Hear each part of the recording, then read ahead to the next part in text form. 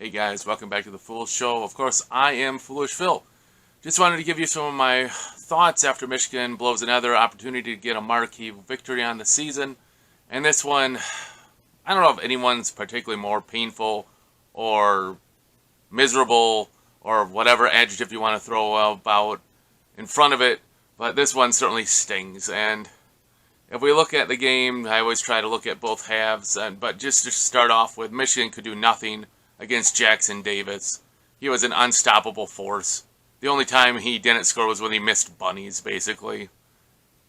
Hunter Dickinson couldn't really contain him too much till maybe the second half, the last 5 minutes, he got tired because he played the entire whole game, Jackson Davis.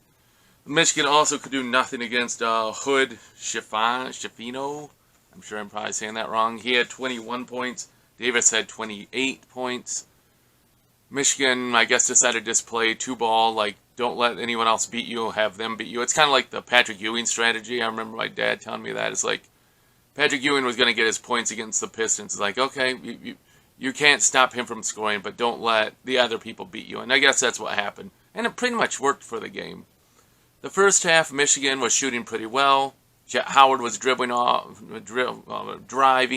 getting layups, getting jump shots. Kobe Bufkin kept getting to the hoop and getting layups. That all completely vanished in the second half. Bufkin went in for a couple layups 2-3 times and got blocked on him. Jett Howard was just a ghost outside of a desperation three he hit on one possession. So I was disappointed to see that, and Michigan really tried to go through Hunter a little bit. I think where they really played their best offense in the second half was when they went with Hunter and Reed together. Reed ended with 8 points in the game. And I really think, looking at it in hindsight, it was a terribly horrible worst case scenario that Coach Howard took Reed out and put in Williams and T-Will, because T-Will had 4 points for the game, and what I'll remember him for is terrible turnovers, like going on a break, 1-on-2, getting a travel. Terrible turnover where he's trying to pass to Hunter and he's double teamed and it's an easy turnover with under 2 minutes to go. Like, what are you even throwing that pass in for? It's just like terrible, and it just makes me question, why is he out there? Joey Baker can at least shoot. T-Will's worthless out there. And it made no sense to me why you took out Reed when that offense, the two bigs, was going well. You might say, well, Reed doesn't shoot free throws. Well, he's 5 of his last, he was 6 out of his last 7 free throws. So, I mean, over the last 2-3 games, he's actually shooting good free throws. So I don't understand why they put Reed in, took Reed out and put T-Will in. I think just coincidentally, Michigan scored one more basket. Maybe Hunter had a 3-point play there, and then the drought began. An over 5-minute drought to end the game. And it just speaks of volumes of how this team doesn't play smart. They were in the bonus, and no one's driving to get fouled. I mean, throw yourself into someone's body and maybe the ref will give you a bailout call. There were plenty of those for Indiana. Just throw the ball to Jackson Davis and, he got fouled somehow, and then the ball goes in, of course. It's like, where's the foul? I really hate ESPN's coverage because they show terrible replays. So many of the plays they don't show you. If it's it's like they just move on. I get it, you have to move on, but it's it's so annoying. They don't show you anything of replays of significant plays. They just kind of move on. Oh, we got to show you the good play, not the controversial play. In the first half, the refs, I think, were way over calling everything, and sadly, the game that I saw, because I had to watch Duke versus Virginia, that terrible ending. But anyway, so I had to watch that game. Of what I saw, the first half, the 50-50 calls were going for Indiana. It's a bummer. Cheddar had a nice 3-point play taken away from him, and the guy was coming over late, but you just know the refs suck, and they always will suck, and usually they suck evenly. Both teams got to the free throw line about the same. It just comes down to the drought. Michigan ended the first half on a 3.5-minute drought, I think it was. Michigan ends the second half on a 5-minute drought. You're not going to win games when you can't score in the clutch minutes. And I would really love to know what Coach Howard drew up for the last play. I used to love the calls he drew up out of timeouts and such, but now it seems like either he can't call good plays anymore, or the players are executing him like putridly. Because, again, you kind of just dribbled and you tried to give it to Hunter, and Hunter was covered, and then you just throw the ball over to Jett, and he has a heave contested, and there's a go. Doesn't even hit the rim. That's the end of the game. That was 8.3 seconds. That's what you got in air ball as the clock's running out. So that leaves a lot to be desired. Hunter had a good second half. Obviously, he got called for the 2 fouls right away in the first half, so he had to sit. He didn't pick up another foul until actually the last minute of the game. 12 seconds to go, then you foul Jackson Davis, who missed the 1-and-1. It's just like another game. Just pick your game, right? Virginia blew their chance. Purdue blew your chance. Kentucky blew your chance. Here, Indiana blew your chance. And that's why you're a team that's not going to get into the tournament as it stands now. You had a 3-game winning streak coming into this, 3 straight games at home now, and you had the chance. You had a marquee game on ESPN, and you just crapped the bed, honestly. Over 5 minutes without scoring a point. You're in the double bonus, and you can't get to the free throw line. Hunter Dickinson misses a bunny hook shot. You have just terrible offense. Terrible offense, terrible offense. I hoped, as a fan, that they were going to start improving, that they would win a game. Like, maybe get in, but it's fool's gold. Fool's gold.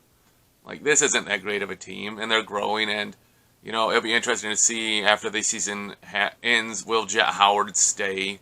He's considered a potential lottery pick. He plays terrible defense, but he can score great. That's what the NBA really values, is potential. And Jett Howard has potential, so I could see him going.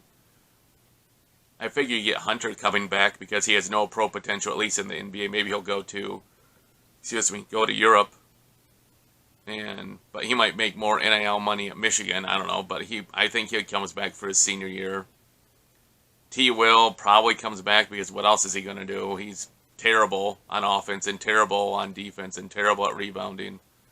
I'm sorry to pick on T. Will, but he's like the worst player on Michigan, and I don't know how he's the starter. I'd rather have Cheddar out there. I'd rather have Jace Howard out there. Give me Reed as well. Give someone who actually is going to hit some shots and give you effort, because T. Will is not that. I thought he would be kind of like, if you remember the Pistons of years past, junkyard dog-like guy who's going to go in there, scrap around, get offensive rebounds, get rebounds. He doesn't do that. Yeah, he got 1 putback. He had 4 points for the game. 4 points. And he's a starter, and he had 4 points. Like, why is he starter? Cheddar gives you a lot more effort. Jace, he's not going to score a lot of points, but at least he plays good defense. Michigan blew a chance, man. Indiana had injuries. They only played 7 deep on their team. Their best player played all 40 minutes, and you still couldn't beat them. 5 of 20 on 3-pointers. There you go, 5 of 20. 4 of 13 in the first half, so there you go. 1 of 7 in the second half. It just seemed the last few minutes where Michigan was just like trying to we just got to get the ball Hunter. He gets the ball in, and he doesn't have an angle, so he pitches the ball out, and the guys aren't ready to shoot. They're not ready.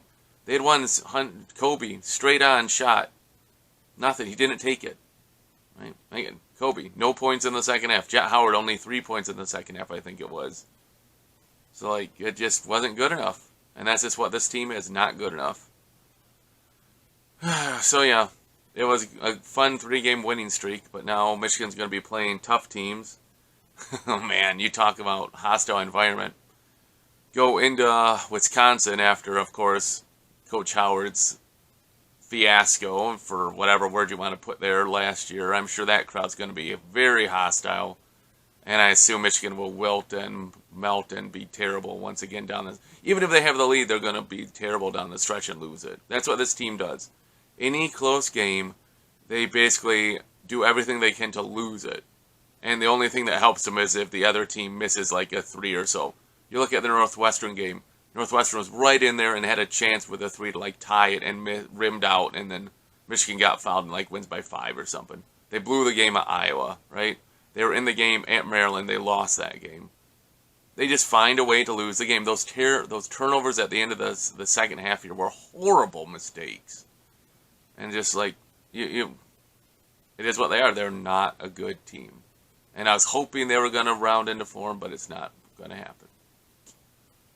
Well, those are my foolish thoughts. If you have anything you want to add, put them in the box below. I mean, Indiana gets the win, but Michigan shot itself in both feet, then probably shot its shooting hand based on how they shot.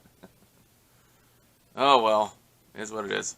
Hey, guys, thanks for watching. If you have any comments, put them in the box below. I'll try to respond as I'm able to. Until I see you guys next time, as always, go Blue.